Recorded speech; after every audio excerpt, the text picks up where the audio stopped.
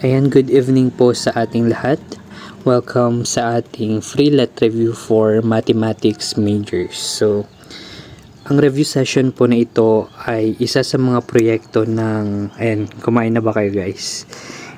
Ito po ay isang proyekto ng Project Puso sa ilalim ng Academic Heart. Ito po ay isang initiative na naglalayong magbahagi ng kaalaman at makatulong sa mga future licensed professional teachers sa pamamagitan po ng libreng review sessions.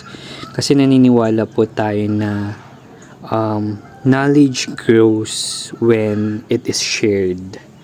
Kaya ito po, meron po tayong libreng review for let. So, ang recorded lecture po na ito ay para sa mga hindi naka-attend ng ating live session last Saturday. Actually, nag-screen record po tayo noon kaso nagkaroon ng problem sa audio. Kaya naisip kong i-record na lang ulit.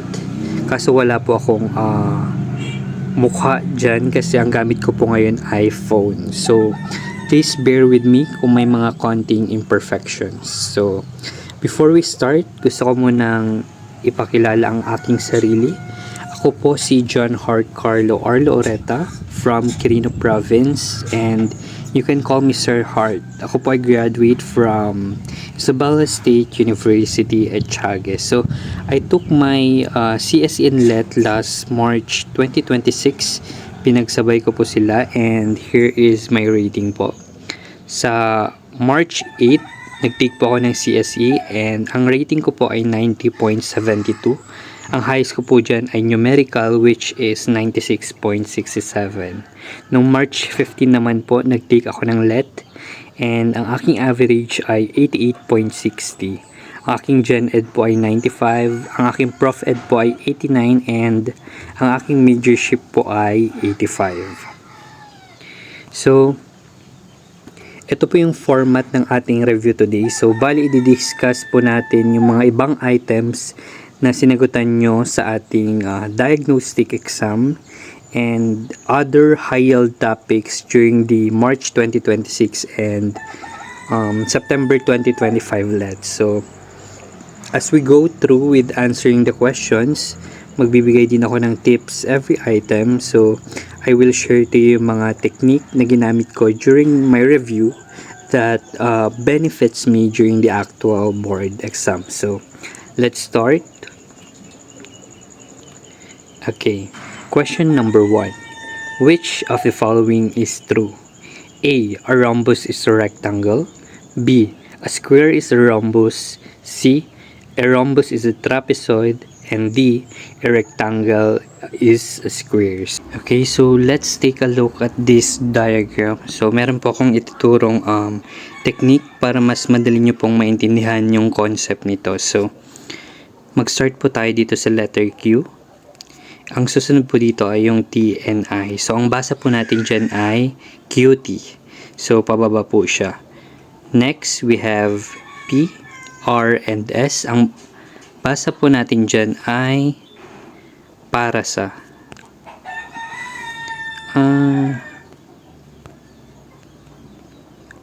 Yan.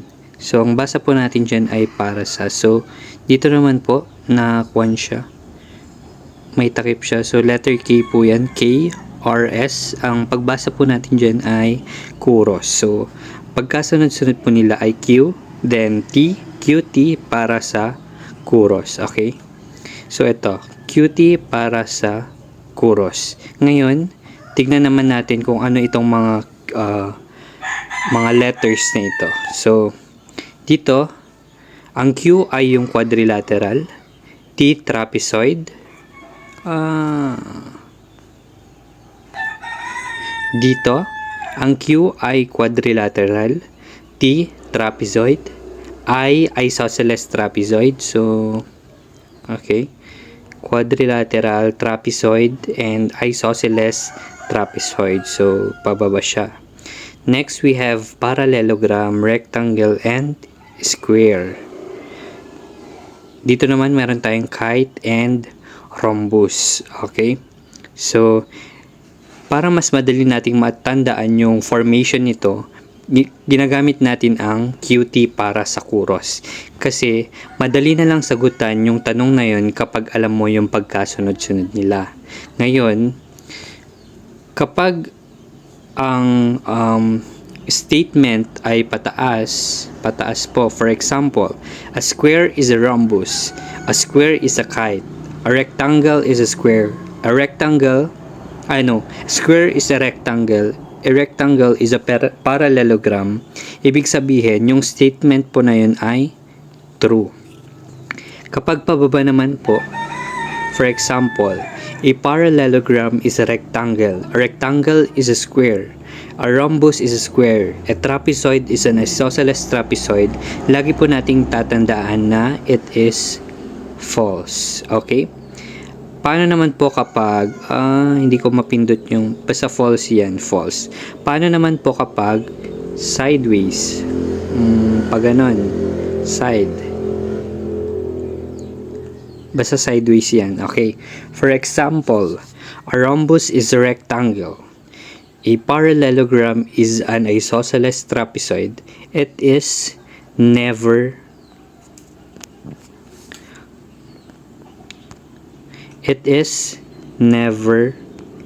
pasmado yung it is never true. Ayan, so kapag pataas po, it is true. Kapag pababa, it is false. Kapag sideways, it is never true or false.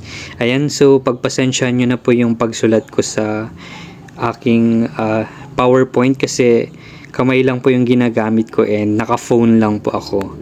Ayan, sana naintindihan nyo po yung QT para sa kuros natin. Kapag pataas po, that is true.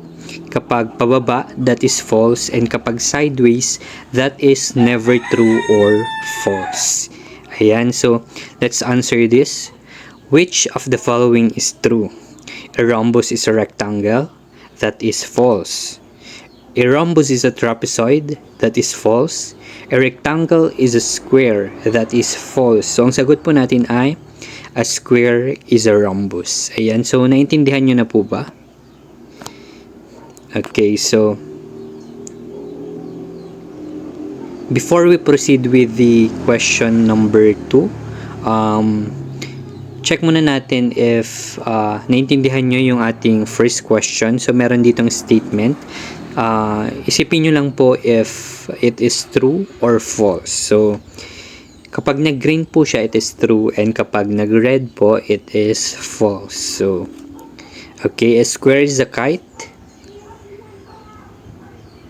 That is true. A trapezoid is a square. That is false. A rectangle is a parallelogram. Okay, that is true. Okay, so wag po nating kakalimutan, QT para sa kuros. Okay, question number 2. Which of the following is always true? Vertical pairs of angles are supplementary. B. Vertical pairs of angles are complementary. C.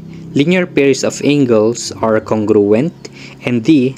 Linear pairs of angles are supplementary. So, before we answer this, meron po ulit akong ituturong technique para mas madali nyo pong i-memorize itong concept na ito.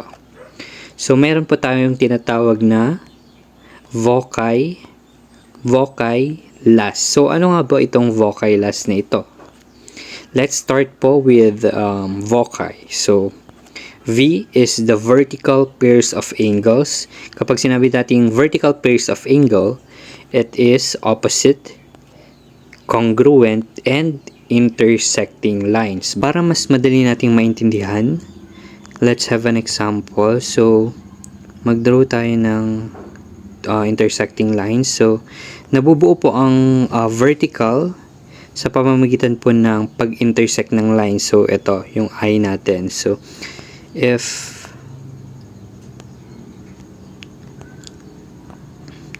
this is angle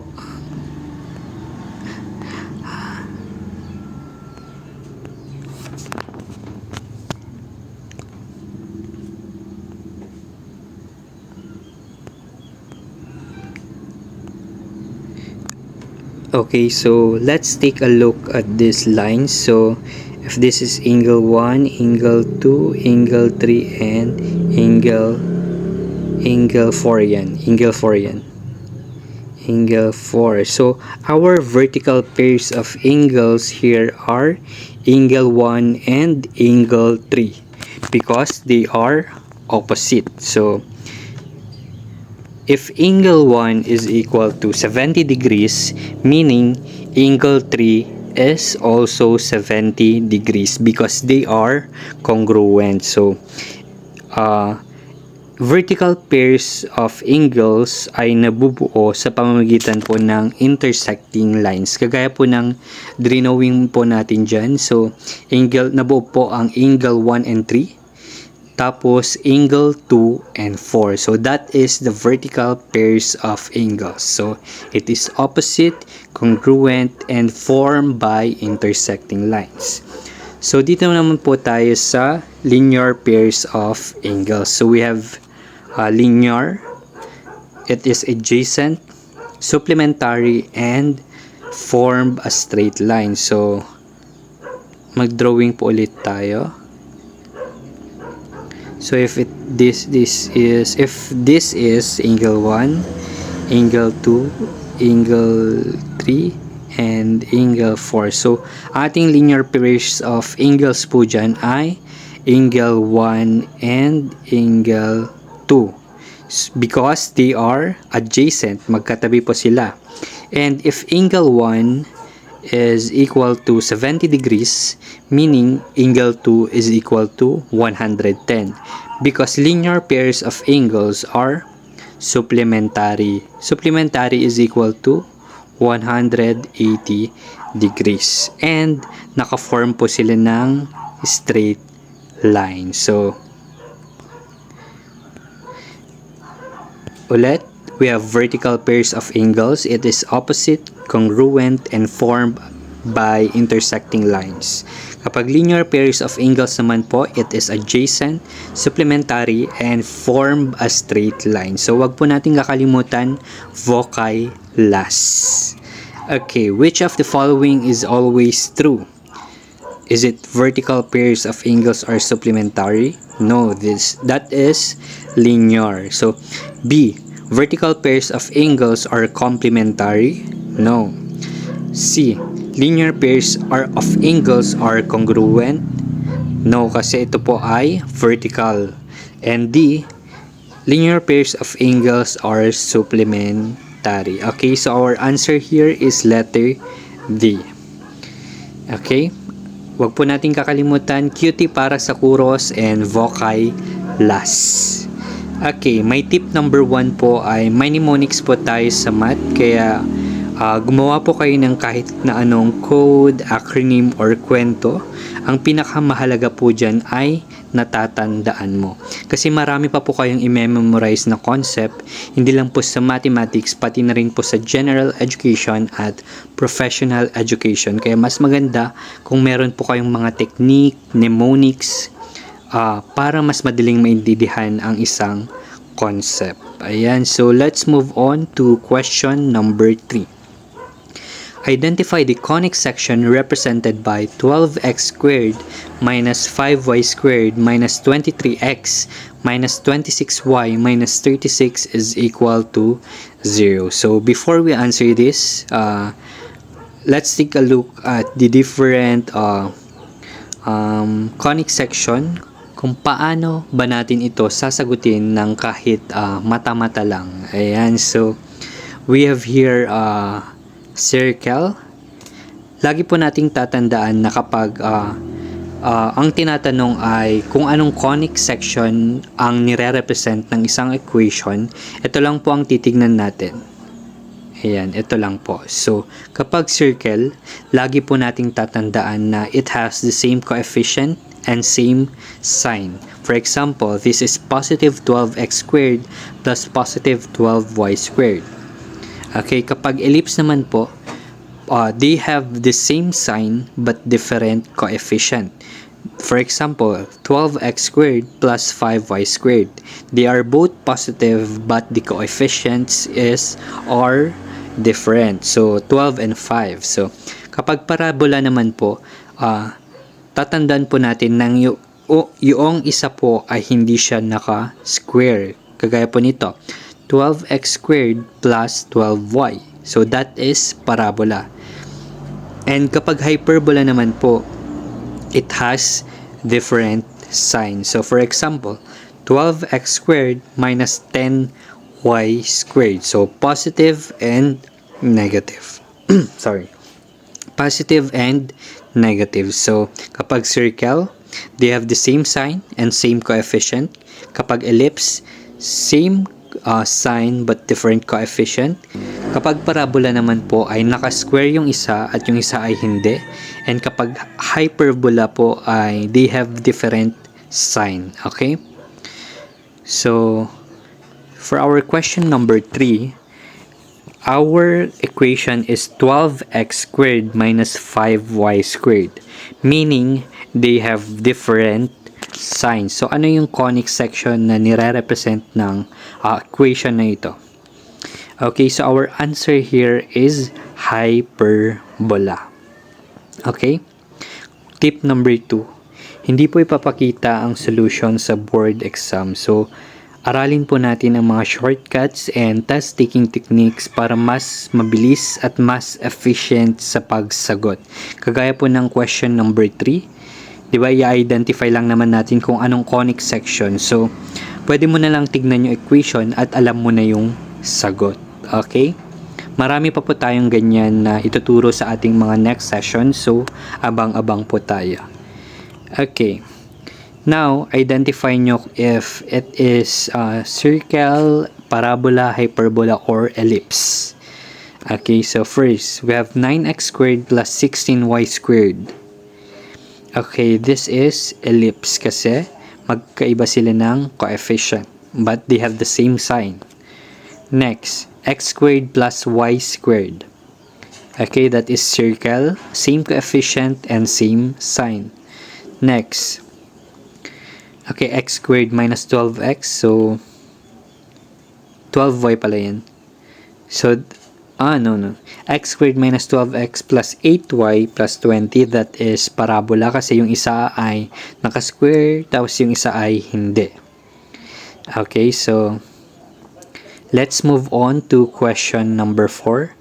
Who is the first mathematician who attempted to classify curves according to the type of equation that produced them and also made contribution to the theory of equations? So, before we answer this, let's kilalanin muna natin yung mga mathematician na nandito sa ating mga choices. So, let's start with Jacob Bernoulli. Ito po ay yung mga ibang contributions lang po nila. We have a separate lecture sa mga mathematicians and sa history of mathematics. So, kapag Jacob Bernoulli po, lagi po nating tatandaan na meron po siyang dalawang letter L sa kanyang pangalan. So, ang kanyang contribution po ay sa law of large numbers. So, kapag Jacob Bernoulli, double L, law of large numbers. Okay? Next, Leonhard Euler. Di ba po kapag gumagamit, isa po sa mga contribution niya ay ang sa graph theory. And kapag gumagawa po tayo ng graph, para po hindi mag-wave ang ating line, gumagamit po tayo ng Euler, ruler. So, kapag sinabi po natin graph theory, ay, si Euler to. Ayan, so, ruler, Euler, graph theory. Okay? Okay. Question number 3. Letter C, we have John Napier. Ang isipin naman po natin ay kay John Napier ay natural logarithms. Di ba po kapag nag-take tayo ng nap, makakatulog po tayo. Ayan, kaya tandaan po natin na kapag si John Napier, natural 2 logarithms. Okay, next we have René Descartes. So, ang famous contribution niya naman po ay siya yung nag-attempt na mag-classify ng curves to the different types of equation, and kaya ang tawag po natin sa kanya ay para mas madali po nating maintindihan at ma-memorize po. Ang tawag po natin sa kanya ay René de Curves. Okay, so wag po natin kakalimutan itong apat. Si Jacob Bernoulli po, double L, law of large numbers. Si Euler, kapag gumagawa tayo ng graph, gumagamit tayo ng Euler, graph theory. And we have John Napier, nap, take a nap. Ibig sabihin, natural two logarithms. Okay, so for our question number 4, who is the first mathematician who attempted to classify curves? E di syempre, si René de Curves. Okay? May tip number 3 po, mahalaga po ang lahat ng areas. So, wag po nating papabayaan ang kahit anong topic. So, isang puntos pa rin ang bawat tanong. Napakahalaga po ng history of mathematics and mathematicians kasi during my time, nung March po, meron pong lumabas, mga 5 to 10 po ang lumabas sa history of math and mathematician. Okay?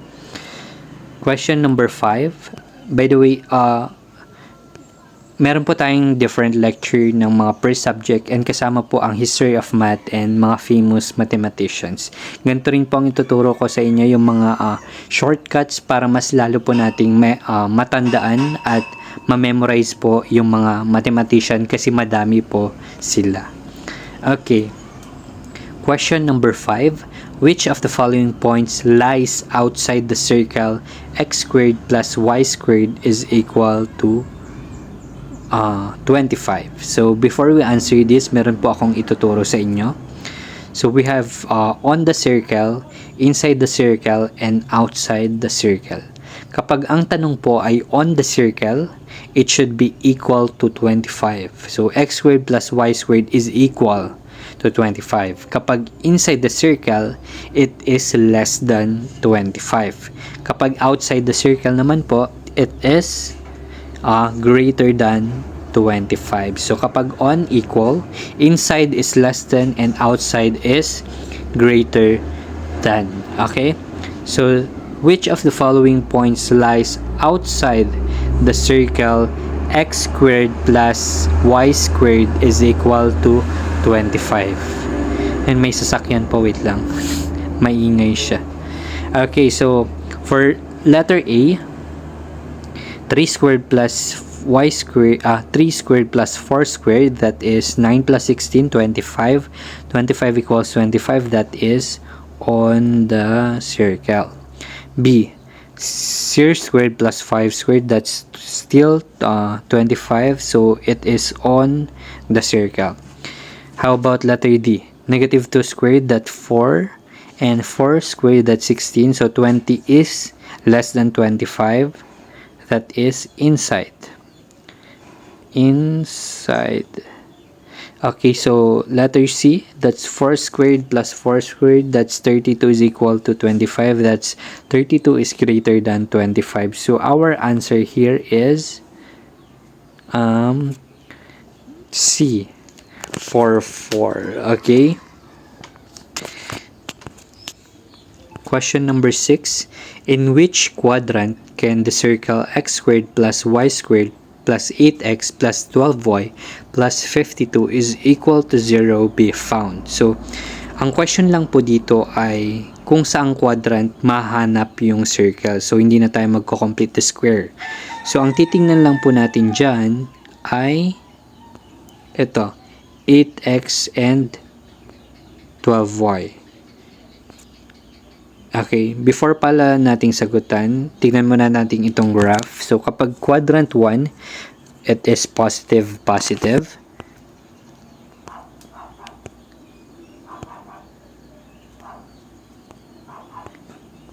Okay, quadrant 1, that is positive. Quadrant 2, negative, positive. Quadrant 3, negative, and quadrant 4, positive, negative. Okay? So, dito sa ating question, since quadrant lang ang hinahanap, titingnan na lang natin dito.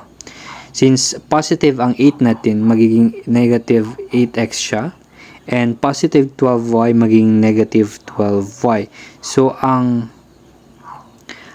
sign natin sa center ay negative and negative. So, hanapin na natin kung saan quadrant ang negative at negative. So, our negative dito ay quadrant 3. So, ibig sabihin, ang sagot po sa tanong na ito is quadrant 3. Okay? So, may tip number 4 po is wag po tayong mag-overthink. Wag nating palakihin ang problemang maliit lang naman. Kagaya po ng question number 5 and question number 6, madali lang po yung tanong but we tend to overthink and overanalyze the question to the point na namamali na tayo. So, ayan. So, aralin po yung mga ganong techniques and mag-answer lang po kayo ng mag-practice lang po ng mag-practice ng mga questions para mas ma-enhance po ang ating critical thinking skills and yung testmanship po natin is ma-improve. Okay? So, let's move on to question number 7. A number is even if and only if it is divisible by 2. So, what connective is used? We have here A conjunction, B disjunction, C biconditional, and D conditional. Okay, so aralin muna natin itong type of statement. Actually, nung sa session via Gmeet, meron akong tinurong move sa kanila. Hindi ko siya matuturo ngayon kasi walang camera. Pero tuturo ko na lang yung mga symbols ng mga connective and type of statement nito. So, let's start with conjunction. Kapag conjunction, ang symbol po niyan ay arrow pataas. And ang connective po natin dito is and. Tandaan na lang po natin na kapag conjunction and, tapos yung connective niya is pataas. Yung and, pataas siya, di ba? Okay, so kapag disjunction naman po, ang connective niya ay or, and ang symbol niya po ay ganito. Baba naman po. Okay, ganyan. Or, para siyang R din, di ba? Basta tandaan kapag conjunction and, yung N, pababa, ay pataas. Tapos kapag disjunction naman po, ay pababa, yung or, R. Ayan. So, negation naman po is ganito. If then, kapag conditional, ganyan po, isang arrow lang. Then, kapag biconditional po is ganyan. Dalawang arrow po. Hindi ko na siya masulatan sa baba. Ayan, wait, dito na lang. Yan, ganyan.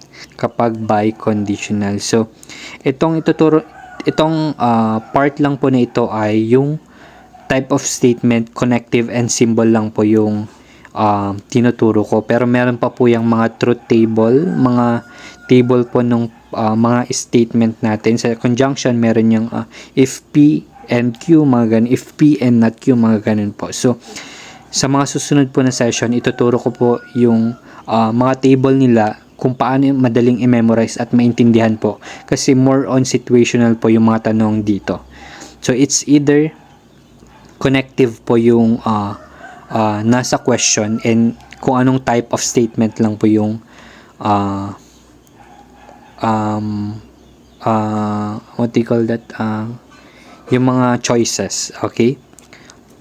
So, kapag conjunction and, kapag disjunction or, kapag negation not, kapag conditional if then, and kapag biconditional if and only if, okay? So, a number is even if and only if it is divisible by 2. What connective is used? Okay, so ang ginamit natin dito ay if and only if. So, ano yung if and only if dyan? Anong type of statement siya? Okay, that is biconditional. Okay. If a student gets a score of 75 or above, then the student passes. So, ano yung if then? Okay, that is conditional. A student may submit the project or take the final exam to pass the course. Okay, that is disjunction kasi or. Maria is a student and Maria passed the exam. Okay, that is conjunction kasi and yung ginamit. Okay? Question number 8. In which quadrant can we find theta if tan theta is less than 0 and sin theta is greater than 0? So, quadrant 8, 2, 3, and 4. Bago natin sagutan yan, meron akong ituturo sa inyo. So, we have here quadrant 1, 2, 4. Pero, ang pagbasa po natin sa kanya ay para mas madali nating maintindihan ay CAS. Yung mag-start tayo dun sa quadrant 4, then quadrant 1, 2, and 3 CAS. Okay, so kapag sa quadrant 1, kapag A, lahat positive, so all positive. Sine, tan, and cosine, positive sa quadrant 1, all. Kapag quadrant 2 naman, si sine lang po ang positive, negative si sine, cosine, and theta. Kapag sa quadrant 3, positive si tan, negative si sine, and negative si cosine. And sa quadrant 4 naman, positive si cosine, negative si sine, and negative si tan. Okay? Naintindihan po ba? Ayan, kunyari narinig ko kayo guys. Okay. Check natin yung question number 8. In which quadrant can we find theta if tan theta is less than 0? So, ang tan theta is less than 0, ibig sabihin negative siya kasi less than 0 nga, di ba? Okay, tapos ang sin theta naman ay greater than 0, ibig sabihin positive. So, ang titingnan na lang natin kung saan dyan yung sin theta na positive. So, based dun sa ating table, ang positive sign dyan ay quadrant 2. So, ibig sabihin, ang sagot po natin dito ay quadrant 2. Okay, wag nyo pong kakalimutan yung CAS. Okay? Question number 9. How many ways can the word Pilipinas be arranged? So, A, 302, B, 3024, sorry, C, 30,240, and D, 302,400.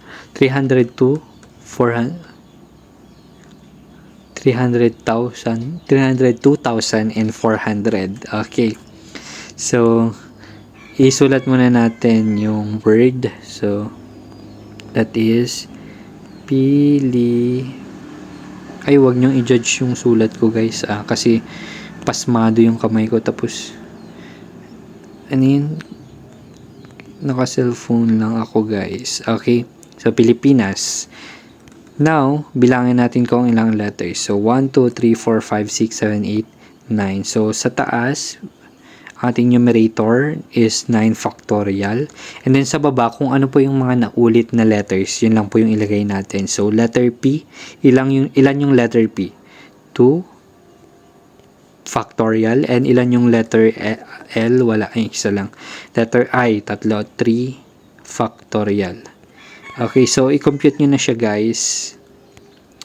Okay, so 9 factorial divided by 2 factorial 4, 2 factorial that's 2, 3 factorial that's 3 times 6, so that's 12. So 9 factorial divided by 12, that is 30,240. So ang ating sagot po dito ay letter C. So bali meron din pong separate lecture ang probability kasi mahirap po ito at marami pong situation, iba-iba. Meron pa yung mutually exclusive, mga ganyan-ganyan na probability. Okay, so meron po tayong separate discussion about probability. Next, question number 10. Which action best reflects differentiated instruction in mathematics classroom? A. Giving the same worksheet to all students. B. Grouping students randomly at all times. C. Providing varied tasks based on students' readiness levels. And D. Linear pairs of angles are supplementary. Okay, siguro naman wala nang magsasagot ng letter D dyan kasi hindi naman yan connected sa ating question. So, mahalaga po ang professional education sa mathematics kasi yun po ang trend ngayon. Okay, so paano natin sasagutan ito? pwede tayong mag cross out. So, i-cross out na natin yung letter D. Okay, cross out letter D.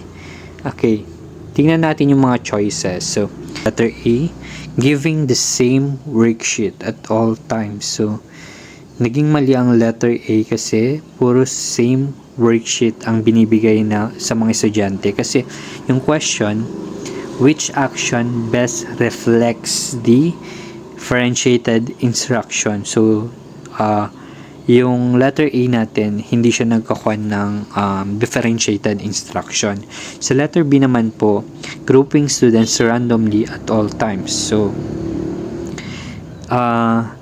ang mali dito sa letter B ay at all times. So, puro ganun na lang yung ginagawa ng teacher sa mga estudyante. So, mali siya. Letter C, providing varied tasks based on students' readiness level. Paano naging tama yung letter C? Kasi nagbibigay siya ng variety of tasks. So, merong differentiated instruction. Okay? So, napakahalaga po ng professional education kasi marami pong ganyang tanong sa mismong LET and more on teaching strategy and yung mga technology na ginagamit natin sa mathematics. For example, yung Kahoot and other apps, GeoGebra, mga ganun. So, mahalaga din na pagtuunan natin ng pansin ang ating pagre-review sa professional education kasi magagamit nyo po siya sa ating majorship. Ayan, so okay, our answer here is C, providing varied tasks based on students' readiness levels. Okay, so my tip number 5 is showing up matters. So progress begins with presence, and I'm happy that you showed up today. So that's it for today. Thank you so much for joining this or watching this recorded lecture. I hope you've learned something and sana i-apply nyo yung mga shortcuts and techniques kasi nakatulong yun sa akin during the actual board exam. So that's it for today and see you on our next review session. Okay, thank you so much guys and good luck sa pagre-review nyo. Bye!